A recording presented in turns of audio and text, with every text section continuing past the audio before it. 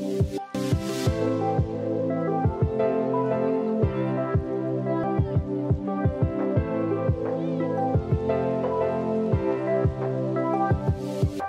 going on, guys? TBF Gaming here, giving you a mini review for Guardians of the Galaxy, the Telltale series, Episode 1, Tangled Up in Blue.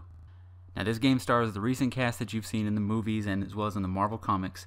You have Star-Lord, Gamora, Drax, Groot, Rocket, a few other comic book characters making an appearance, the Nova Corps, a big Marvel bad guy which I don't give away, the Kree, and a couple Ravengers towards the end here. If you played the previous Telltale games, you know that this is not based on engine, or is it based on actual graphics. It's usually based on the actual interactions and dialogue choices.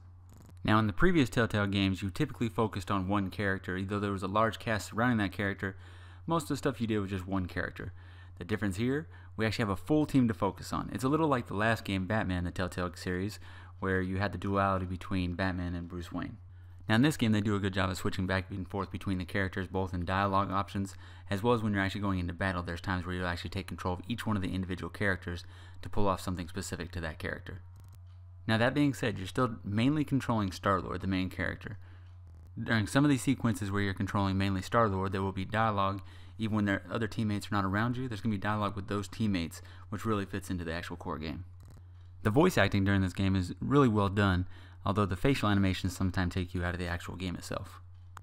The music, however, is probably one of my favorite parts of the game. Much like the movie, where the actual music seems to take on almost another character within the movie, they do the same thing here with the game. They have a few different licensed songs where they really fit well into the game, and that's unfortunately why we couldn't play this as a playthrough, because you do get a copyright strike if you try to actually play a playthrough with Guardians of the Galaxy.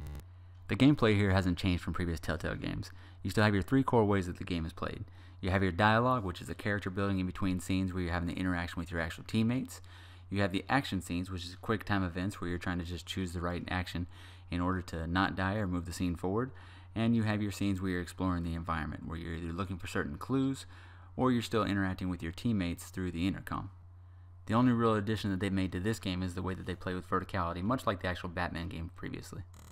Lastly is the actual story. This is usually the strongest part of the Telltale games, but here is probably a mixed bag. I really enjoy the very beginning of the story because it seems like it hits a crescendo really early. The early action scenes and the person that you face at the beginning of the game hit a real high point, and the game doesn't really seem to match that afterwards. Later on, you're working in a bar. It's very Guardians of the Galaxy movie way of interacting between the characters. I really enjoy that, and I like the interactions there. But then the story kind of goes in a weird direction. I'm not saying it's bad, it's just something that I haven't really enjoyed so far. Also, the way that you actually interact with your characters, I did multiple playthroughs, and I'm not really sure that if any of the decisions that we've made so far have any real weight moving forward in the actual game. Unlike the actual previous games like The Walking Dead, where you were afraid that a character might not die or might not make it to the end of the game based on a decision you had made, with this cast of characters here, you really feel like none of them are going to get killed off, so we're not really sure if any of our decisions are that important. Maybe once we play the second episode, we'll feel a little bit differently about this first episode because we'll see where our actual decisions are taking us and kind of what the story has in mind for us. Thankfully, I did enjoy the interaction between the team enough that I was able to go through and actually do multiple playthroughs of this, and I wasn't disappointed with the actual interaction between the teams, so that did keep me going, and it will keep me coming back for the next episode. Now, the next problem is that Telltale Games is pretty notorious for not releasing their episodes in a very timely manner. So we don't really have a release date for episode 2, not sure when it's coming, and if it's anything like the Batman series, you could go a couple months without a release, and then see a couple releases within just a couple weeks.